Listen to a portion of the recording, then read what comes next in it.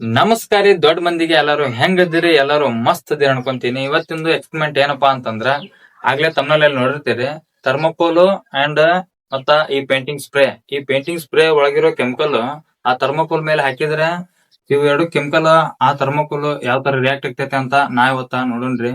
ಇನ್ನೊಂದ್ ಏನ್ ಹೇಳ್ಬೇಕಪ್ಪಾ ಅಂತಂದ್ರ, ಪೇಂಟರ್ಸ್ ಯಾವ್ದು ಸೇಫ್ಟಿ ಇಲ್ಲಾರ್ದ ಸ್ಪ್ರೇ ಮಾಡ್ತಿರ್ತಾರ. ಇದು ಎಲ್ಲಾ ಶ್ವಾಸಕೋಶಕ್ಕೆ ಹೋಗಿ ಆಮೇಲೆ ಉಸಿರಾಟಕ್ಕ ಈಗ ತೊಂದ್ರೆ ಆಗಿಲ್ಲ ಅಂದ್ರು ಮುಂದೊಂದ್ ದಿನ ತೊಂದರೆ ಆಗ್ತೈತಿ. ಅದಕ್ಕ ನೀವು ಸೇಫ್ಟಿ ಯೂಸ್ ಮಾಡ್ರಿ ಅಂತ ನಾನು ಕೇಳ್ಕೊಳ್ತೇನೆ. ಬರ್ರಿ ಈ ವಿಡಿಯೋನ ಸ್ಟಾರ್ಟ್ ಮಾಡೋಣ.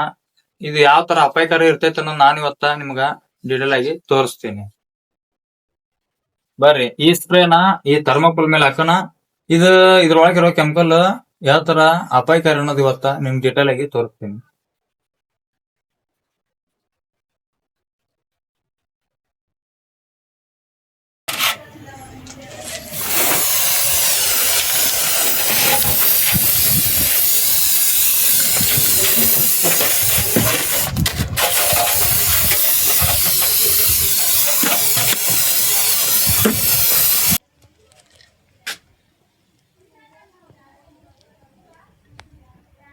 ಇಲ್ಲಿ ನೋಡ್ರಿ ಹೆಂಗೆ ಸುಡ್ತೆಲ್ಲ ಸುಟ್ಟು. ಇದು ಇನ್ನೊಂದು ಸ್ವಲ್ಪ ತಡೆಯಲ್ಲ. ಇಲ್ಲಿ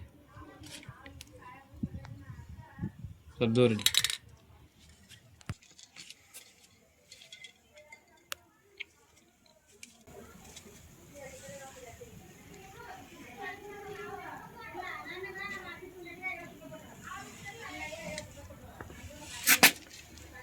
ನೋಡ್ರಿ ಇಲ್ಲೆಲ್ಲ ಯಾವ ಥರ ಸುಟ್ಟೈತೆ.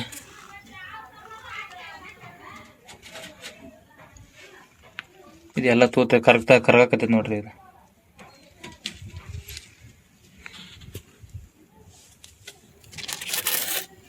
ಇಲ್ಲೆಲ್ಲ ಹೆಂಗ್ ಬಿದ್ದೈತಿ.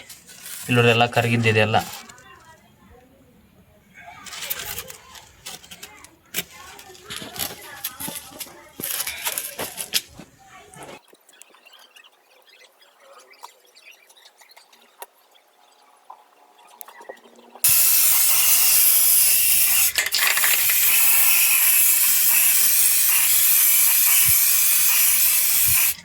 ನೋಡ್ರಿ ಇಲ್ಲೆಲ್ಲ ಯಾವ ತರ ಆಗೈತಿ. ಇದೆಲ್ಲ ಸ್ಪ್ರೇ ಹಾಕಿದ್ದಿದ ಇದೆಲ್ಲ ಸುಟ್ಟು ಬಿಟ್ಟೈತಿ. ನೋಡ್ರಿ ಯಾವ ತರ ಆಗೈತಿ ಅನ್ನೋದು.